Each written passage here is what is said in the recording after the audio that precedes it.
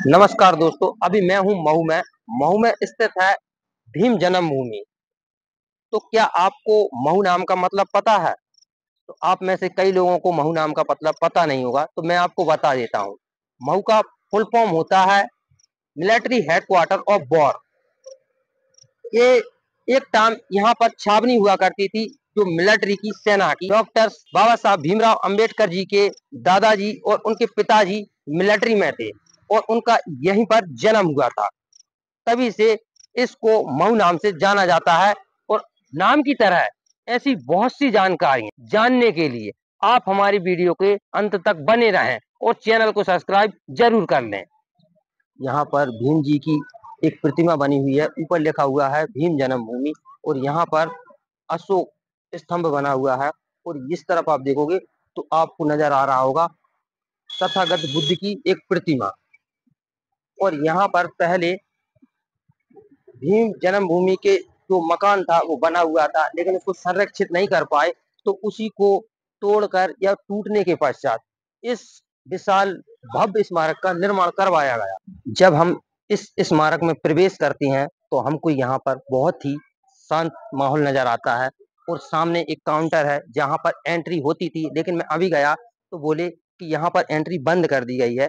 तो अभी हम इस स्मारक के निचली तरफ भी इनकी अस्थियां रखी हुई हैं, लेकिन हम जाएंगे पहले ऊपर की तरफ और ऊपर से आपको दिखाएंगे बाबा साहब की जन्मभूमि पर जो स्मारक बनी हुई है। वहां पर ये बाबा साहब की सबसे बड़ी प्रतिमा है। और इसी प्रतिमा पर श्री नरेंद्र मोदी जी भी आए थे और उन्होंने यहाँ पर फूल अर्पण करके बाबा साहब को नमन किया था।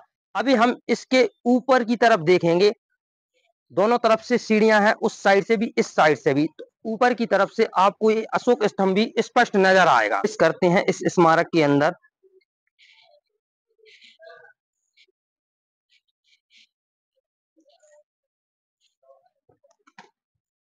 यहाँ पर आप इसको देखोगे तो ये एक वृत्ताकार आकार में बना हुआ है।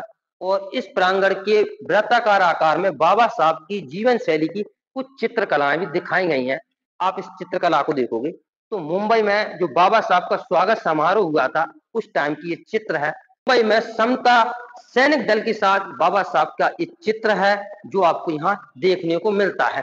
दूसरी तरफ भी आप इस तरफ भी देखिए, महिला कार्यकर्ताओं के साथ बाबा साहब यहाँ पर भी खड़े हुए हैं। और आगे भी आपको एक ये चित्र देखने को मिलेगा और यहाँ पर भी बाबा साहब का एक चित्र देखने को मिलेगा। आगे आइए, यहाँ पर आप देखिए 1956 में धम्म दीक्षा के अवसर पर बाबा साहब और माई साहब इसमें आपको नजर आएंगी। आगे आते हैं तो यहाँ हम देखते हैं नई दिल्ली में 1956 में बाबा साहब और माई साहब और रामोजी एक साथ आपको इसमें नजर आ रहे होंगे, जिसमें बाबा साहब हैं और गांधी जी बैठे हुए हैं। 1932 में पूना पेट पर गांधी जी के साथ बाबा साहब ने चर्चा की थी। विधि मंत्रालय में अधिकारियों के साथ जो बाबा साहब ने जो चर्चा की थी उसके बारे में बताया गया है। इसमें आपको रमाबाई और बाबा साहब नजर आएंगे। ये बाबा साहब जी की पत्नी है। आप इस तरफ भी आगे आओगे तो यहाँ पर देखोगे तो यहाँ पर प्रथम गोलमेज परिषद में लंदन में बाबा साहब ने दलितों के लिए जो मांग की थी, लोकसभा में बाबा साहब हिंदू कोड बिल पर जो चर्चा करते हैं, उस जब आप यहाँ पर आओगे और देखोगे तो आपको बहुत ही शांत माहौल लगेगा। और आपने देखा होगा, अगर आपने नहीं देखा तो इसी प्रतिमा के आगे माननीय श्री नरेंद्र मोदी जी यहाँ पर आए थे और उन्होंने यहाँ पर आकर प्रणाम किया था। मैं आपको एक स्क्रीनशॉट साइड में लगा दूंगा, जिसको आप देख सकते हो। और यहाँ पर भी आप देखोगे तो चित्र बने हुए हैं और इसके उस तरफ भी आप देखोगे तो उस तरफ भी कुछ चित्र आपको नजर आएंगे, जो कि आप वीडियो में देख सकते हैं। अभी तक हमने ऊपरी वाली भाग को घूमा। ऊपरी वाली भाग को घूमने के पश्चात हम इस स्मारक के निचले वाले भाग में आ पहुंचे हैं। और यहाँ पर सामने आपको नजर आ रहा होगा, यहाँ पर आपको सामने नजर आ रहा होगा, यहाँ पर रखा हुआ है बाबा साहब का अस्थि कलश। आप ये अस्थि कलश देख रहे हो, इसमें बाबा साहब की अस्थियां रखी हुई हैं। और ये कांच से जो कवर आपको अंदर दिख रहा होगा, ये पूरा चांदी का है। और ये जो वाइट पूरा बना हुआ है, एक कोटा स्टोन पत्थर है जो जो वाइट रहता है। और निचली तरफ आप देखोगे तो दोनों तरफ हाथी की आकृति बनी हुई है और बाबा साहब की जो असली फोटो है वो इस स्मारक के अस्थि कलश की निचली तरफ लगी हुई है और उनका जो जन्म डेट है 1891 है, मृत्यु डेट थी जो तो वो 1956 थी, उसको भी इसमें दिखाया गया है। तो ये चारों तरफ से एक सा ही बना हुआ है, लेकिन आप इसकी चारों तरफ जब देखोगे तो आपको चारों तरफ से एक सा नजर आएगा और चारों तरफ ही इसके बाबा साहब की ओरिजिनल जो फोटो है, रियल फोटो है, वो लगी हुई है। 14 अप्रैल 1891 में मिलिट्री हेडक्वार्टर में बाबा साहब का जन्म हुआ था। पहले बाबा साहब का ऐसा मकान था जो कि यहाँ दिखाया जा रहा है और दोनों तरफ इमली के पेड़ थे। इमली के पेड़ पर झूला डालकर उनके पिताजी और उनके माताजी उनको झूला झुला रही हैं, उस टाइम का ये दृश्य इसमें दिखाया गया है। और यहाँ पर भी एक दो फोटो नजर आ रहे हैं, इसमें बाबा साहब आपको दिख रहे होंगे। आप जब इसके आगे की तरफ आओगे तो ये है बाबा साहब की ओरिजिनल फोटो, आप इसको नजदीक से देख सकते हो। बाबा साहब का एक स्टैचू बना हुआ है, इसको आप देख सकते हैं। तो यहाँ पर जो कि ऊपर आप फोटो देख रहे थे उसी तरीके का यहाँ पर भी आपको देखने को मिलेगा।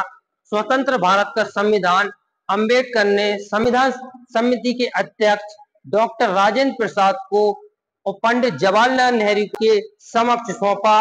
इसकी डेट थी 25 नवंबर 1949 में। 5 दिसंबर की रात जीवन के अंतिम समय में अपनी वसीयत के रूप में दी बुद्ध एंड हिज धम्मा की अंतिम पंक्तियां लिखते हुए डॉक्टर साहब बाबा अंबेडकर यहाँ बैठे हुए हैं और नानक चंद रत्तू और डॉक्टर सविता उनके यहाँ आजू बाजू खड़े हुए हैं, जो आपको नजर आ रहा है। और 6 दिसंबर को ही बाबा साहब की मृत्यु हो जाती है, उसकी एक दिन पहले का चित्र यहाँ दर्शाया गया है। ये उस समय का है। डॉक्टर बाबा साहब मिलिंद महाविद्यालय औरंगाबाद मराठवाड़ा विद्यापीठ का अवलोकन करते हुए और इसकी जो नींव है वो डॉक्टर बाबा साहब अंबेडकर द्वारा रखी गई थी। इस स्मारक में आपको ऐसी कई चित्रकलाएं देखने को मिलेंगी जो बाबा साहब के जीवन काल से जुड़ी हुई हैं और ऐसी बहुत सी चीजें हैं जो आपको देखनी चाहिए, क्योंकि बाबा साहब ने बहुत ही संघर्ष के बाद एक बालक से एक संविधान निर्माता का सफर तय किया था। धारवाड़ा जेल में आम वृक्ष के नीचे मरणासन गांधी जी को जीवन दान देकर डॉक्टर अंबेडकर ने कहा, गांधी जी देश को आपकी जरूरत है, आमरण अनशन की हथियार हर जगह न चलाइए। तो देखा दोस्तों आपने बाबा साहब ने कितनी कठिनाइयां और परिस्थितियों से निकलकर सामाजिक कठिनाइयों को तोड़कर एक छोटे बच्चे से लेकर संविधान निर्माणकर्ता के रूप में अपने ज्ञानशील दूरगामी सोच के कारण सदा के लिए भारतीय जनमानस में अमर हो गए।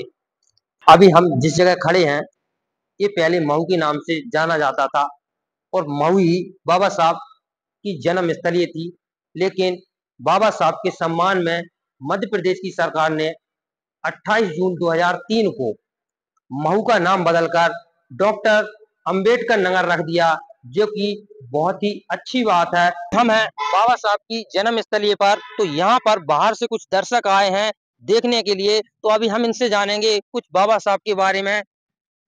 बताइए सर, आपका नाम? मैं प्रकाश खन्ना भारतीय बौद्ध महासभा का केंद्रीय शिक्षक हूँ और हम लोग सब नेपाल नगर से आए हैं, पूरी टीम हमारी।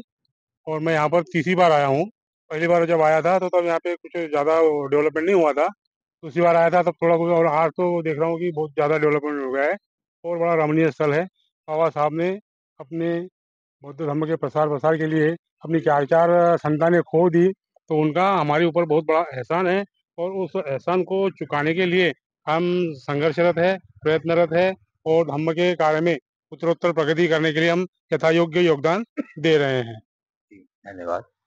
तो अब और जानेंगे, तो आप बताइए। दी बुद्धिस्ट सोसाइटी ऑफ इंडिया शाखा नेपानगर जिला बुरहानपुर मध्य प्रदेश के हम सभी कार्यकर्तागण यहाँ पर आज परम पूज्य डॉक्टर बाबा साहब अम्बेडकर जी के जन्म स्थली पर उनको वंदन करने के लिए, नमन करने के लिए यहाँ उपस्थित हुए हैं। जैसा कि हमारे केंद्रीय शिक्षक आदरणीय प्रकाश खेरनार जी ने बताया कि परम पूज्य डॉक्टर बाबा साहब अम्बेडकर जी के हमारे ऊपर बहुत उपकार है और हमारे ऊपर ही नहीं, भारत के हर नागरिक पर उनके उपकार है, क्योंकि परम पूज्य डॉक्टर बाबा साहब अम्बेडकर जी ने भारत को एक विशाल संविधान दिया है और संविधान के कारण ही आज हमारा जो भारत देश है वो प्रजातांत्रिक देश के रूप में विश्व में स्थापित है, संस्थापित है। हमने ये पूरा स्मारक अच्छे से घूम लिया और आपको घुमा दिया।